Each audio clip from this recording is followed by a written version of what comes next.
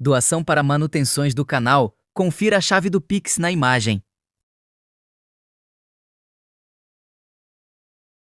Olá! Me chamo Evandro, editor do canal Adventista Sucatinga Beberibe 7.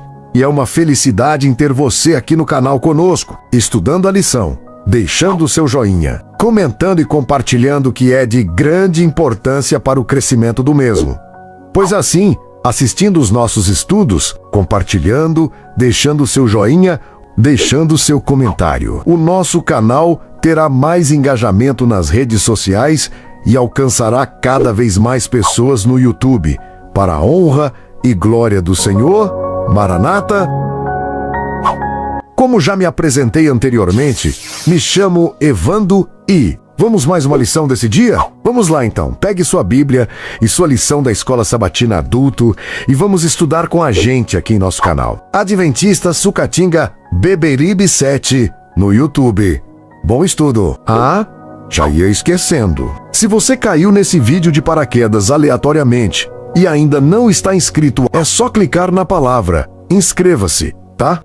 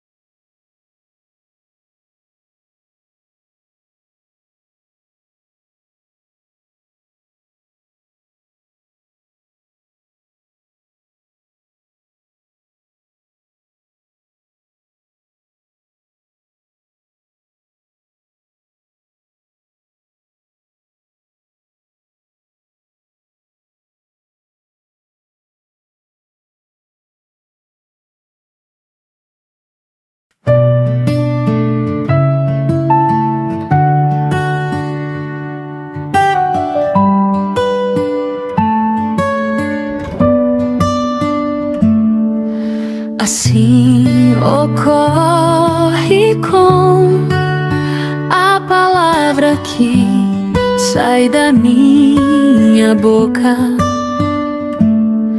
Ela não voltará para mim vazia, mas fará o que desejo e atingirá o propósito para o qual a enviei.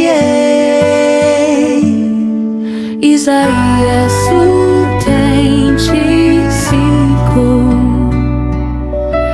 verso 11. Senhor nosso Deus e Pai, nesta manhã nos colocamos diante de Ti com gratidão, mas também com profunda dependência. O Senhor vê cada comentário, cada nome e cada pedido feito aqui. Nada te passa despercebido. Também, Pai, ao entrarmos neste estudo desse dia, abre o nosso entendimento, fala conosco de forma clara. Não permita que seja apenas mais um conteúdo, mais uma transformação real. Nos dá um coração ensinável, sensível à Tua voz e disposto a viver aquilo que aprender. Que o Teu Espírito Santo nos conduza, nos corrija e nos fortaleça. Nós entregamos tudo nas Tuas mãos, confiando não no que vemos, mas no Teu poder. Em nome de Jesus. Amém. Sejam todos bem-vindos. Estamos estudando a lição 5, Como Estudar a Bíblia. Hoje é quarta-feira, 29 de abril, e o tema de hoje, bênção em dobro. Existem várias formas de estudar a Bíblia. Versículo por versículo, capítulo por tema, por palavra-chave ou um livro inteiro. Também é possível utilizar ferramentas como concordâncias, dicionários bíblicos ou leituras complementares como a série Conflito de Ellen White para ampliar a compreensão. Além disso, o estudo pode acontecer em diferentes contextos, ouvindo a Bíblia em áudio, caminhando ao ar livre ou em comunhão com outras pessoas. Irmãos, esse parágrafo é forte porque ele amplia o horizonte do leitor. Ele quebra a ideia de que existe apenas um jeito correto de estudar. Ao mesmo tempo, essa variedade pode gerar dispersão se não houver um critério claro. Métodos são ferramentas, não fins. O ponto decisivo não é quantos métodos se usa, mas se há profundidade e consistência no uso deles. A autora continua: assim como mantemos vivas nossas amizades com diversidades e novas experiências, devemos conservar nosso encontro diário com Deus, vigoroso e vibrante, ao usarmos diferentes métodos de estudo. Sempre há algo novo para aprender. A comparação com relacionamentos é pertinente e ajuda a tornar o conceito mais concreto, sim. No entanto, há um cuidado importante. Buscar novidade não pode substituir profundidade. A vida espiritual, ela não se sustenta apenas em variedade, mas em constância. Nem todo dia será vibrante, e isso não significa que não esteja sendo produtivo. Uma das maneiras mais eficazes de manter o estudo da Bíblia relevante e significativo é compartilhar o que aprendemos. Ao explicar o que entendemos, organizamos os pensamentos, e isso ajuda a fixar o conteúdo. A bênção em dobro acontece porque, ao dividirmos essas descobertas com alguém, a conversa espiritual que surge costuma fortalecer ambos. Muitas vezes é ao ensinar que mais aprendemos. Irmãos, esse é um dos pontos mais sólidos do texto. Compartilhar realmente aprofunda o aprendizado. Ainda assim, há um ajuste importante. O valor não está apenas em falar, mas em falar com fidelidade ao texto e responsabilidade. Ensinar sem compreender bem pode gerar mais confusão do que edificação. Com o tempo, você vai perceber que o que Deus falou ao seu coração por meio do estudo também pode ser uma mensagem para outras pessoas. Essa afirmação é encorajadora, irmãos, mas precisa de equilíbrio. Nem toda a aplicação pessoal deve ser automaticamente generalizada. O que Deus trata em alguém pode ter princípios universais, mas aplicações específicas. Discernimento aqui é essencial para não transformar experiências pessoais em regras para todos. A pergunta do dia. Vamos ler Isaías capítulo 50, verso 4. Isaías capítulo 50, verso 4. Diz: O Senhor Deus me deu uma língua erudita para que eu saiba dizer boa palavra ao cansado. Ele me desperta todas as manhãs, desperta o meu ouvido para que eu ouça como aqueles que aprendem. A pergunta é: o que esse texto nos ensina sobre o relacionamento com Deus e de que forma isso pode nos ajudar a abençoar quem está ao nosso redor? Irmãos, essa passagem revela algo muito específico sobre o relacionamento com Deus e não é superficial. Primeiro, o texto mostra que Deus ensina diariamente. Ele me desperta manhã após manhã e indica constância. Relacionamento com Deus não é evento, é processo contínuo. Não é sobre momentos isolados, mas sobre exposição diária à voz dele. Segundo, destaca a postura do discípulo. Desperta-me o ouvido para que eu ouça como os que aprendem. Ou seja, não basta falar de Deus, é preciso aprender a ouvir. E ouvir como discípulo indica humildade, disposição para ser corrigido e moldado. Agora o ponto-chave que muita gente ignora. O objetivo não termina em você. O texto começa dizendo: para que eu saiba dizer boa palavra ao cansado. E aqui está a lógica completa. Deus fala com você, Deus transforma você e Deus usa você para alcançar outros. O que isso nos ensina na prática? Que relacionamento com Deus não é só devoção pessoal, é preparo para a missão. Que também ouvir bem precede falar bem, e que quem não recebe de Deus acaba falando de si mesmo, e isso tem pouco poder. Como que isso abençoa quem está ao nosso redor? Quando você realmente se alimenta da palavra, você não oferece respostas vazias, você não fala por impulso, você começa a ter discernimento para alcançar pessoas específicas em momentos certos. E aqui, irmãos, vai o teste honesto. As suas palavras têm aliviado os cansados ou apenas preenchido o silêncio? Porque, segundo essa passagem, o verdadeiro estudo da Bíblia não produz só conhecimento, produz pessoas que sabem sustentar outras. A autora prossegue, declarando que o tempo que passamos com Deus estudando sua palavra não apenas fortalece nossa fé, mas também nos prepara para encorajar outros ao longo do dia. Esse tempo se transforma em uma bênção em dobro. E aqui é que está o coração da ideia, irmãos. Crescimento pessoal que transborda, e isso é consistente. Ainda assim, vale lembrar que esse transbordar nem sempre será imediato ou visível.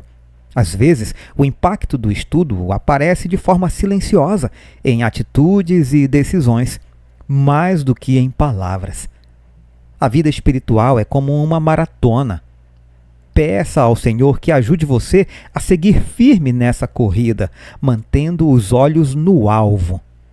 E se em algum momento você deixou isso de lado, não desanime. Apenas faça os ajustes necessários para que seu tempo com Deus volte a ser vivo e transformador. Irmãos, a metáfora da maratona é precisa. Aponta para continuidade e resistência. Se tem corredores aqui no nosso grupo, entendem muito bem essa analogia. O destaque aqui é positivo ao incluir recomeço sem culpa excessiva. O ajuste necessário está em entender que voltar ao ritmo pode exigir mudanças práticas, não apenas intenção renovada. Afinal, é isso que significa ter vida eterna. Conhecer a Deus hoje. Quando decidimos, dia após dia, permanecer nele e em sua palavra, tudo pode ser transformado. A conexão com vida eterna traz profundidade teológica ao texto. No entanto, a frase "tudo pode ser transformado" precisa ser entendida com maturidade. A transformação é real, mas geralmente progressiva, não instantânea. Expectativas desalinhadas podem gerar frustração. A pergunta para nossa reflexão: leia o verso para memorizar desta semana e reflita no seu significado. O que você tem estudado ultimamente na Bíblia? Com quem poderia compartilhar o que aprendeu? Eu convido você a me acompanhar a partir de agora na leitura dos comentários de Ellen White para essa lição de quarta-feira. Feliz é aquele que descobriu por si mesmo que a palavra de Deus é uma luz para os seus pés e uma lâmpada para o seu caminho. Uma luz brilhando em lugar escuro. Ela é o guia do céu para os seres humanos. Há, porém, muitos, tantos, que não têm outro guia além das opiniões de seres humanos finitos, do preconceito, da afeição ou de seus próprios sentimentos mutáveis. Sua mente encontra-se num estado de irritação e incerteza, sofrem continuamente de agitação mental. Se você seguisse a Cristo, a palavra de Deus seria para você uma coluna de nuvem durante o dia e uma coluna de fogo durante a noite. Mas não fez da honra de Deus o primeiro objetivo do trabalho de sua vida. Você tem a Bíblia, estude-a por si mesmo. Os ensinos do guia divino não devem ser desprezados nem deturpados. A mente divina guiará os que assim desejarem. A verdade é verdade e iluminará todos os que a procuram com um coração humilde. O erro é erro e nenhuma quantidade de filosofia mundana pode torná-lo verdade. Vocês foram comprados por preço. Agora, pois, glorifiquem a Deus no corpo de vocês. O que requer o Senhor de sua herança adquirida por sangue? A santificação de todo o ser. Pureza como a pureza de Cristo, perfeita conformidade com a vontade do Senhor. O que é que constitui a beleza da alma? A presença da graça daquele que deu sua vida para resgatar homens e mulheres da morte eterna. Não há súplicas tão ternas, lições tão claras, ordens tão poderosas e tão protetoras, nem promessas tão abundantes como as que indicam ao pecador a fonte aberta para remover a culpa da alma humana.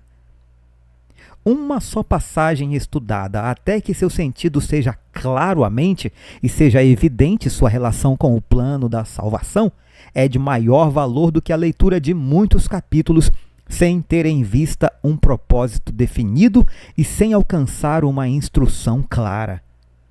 Tenha com vocês sua Bíblia. Quando tiverem oportunidade, leiam-na. Fixem na memória os textos. Mesmo quando estiverem andando na rua, vocês poderão ler uma passagem e meditar sobre ela, retendo-a assim na memória. Estão bem diante de nós tempos que irão provar o coração das pessoas, e os que são fracos na fé não resistirão à prova daqueles dias de perigo. As grandes verdades da revelação devem ser estudadas cuidadosamente, pois todos teremos necessidade de um conhecimento inteligente da palavra de Deus. Por intermédio do estudo da Bíblia e da comunhão diária com Jesus, alcançaremos pontos de vista claros, bem definidos, da responsabilidade individual e a força necessária para subsistir no dia da prova e da tentação. Aquele cuja vida está unida a Cristo por elos ocultos será guardado pelo poder de Deus mediante a fé para a salvação. Nos lugares celestiais, 11 de maio, este dia com Deus, 28 de junho. Fim da lição. Que a palavra que estudamos hoje não fique apenas na mente, mas desça para o coração e se traduza em vida. Que Deus fortaleça a sua fé, alinhe seus passos e te dê sensibilidade para ouvir a voz dele ao longo do restante desta semana. Não importa o tamanho da luta, Deus continua no controle. Se esse conteúdo tem edificado a sua vida, eu quero te convidar a fazer parte disso de forma mais ativa. Esse canal só continua alcançando mais pessoas porque existe uma comunidade por trás sustentando esse propósito. E se você puder, contribua financeiramente com aquilo que estiver ao seu alcance. A sua ajuda nos permite continuar produzindo conteúdo, alcançando vidas e levando esperança a quem precisa. E se você hoje não pode contribuir, continue apoiando com sua oração, compartilhando e permanecendo conosco nessa missão. Que Deus abençoe a sua vida, a sua casa e o restante da sua semana. Um forte abraço, fiquemos todos com Jesus. Assim ocorre com a palavra que sai da minha boca. Ela não voltará para mim vazia, mas fará o que desejo e atingirá o propósito para o qual eu enviei. Isaías 25,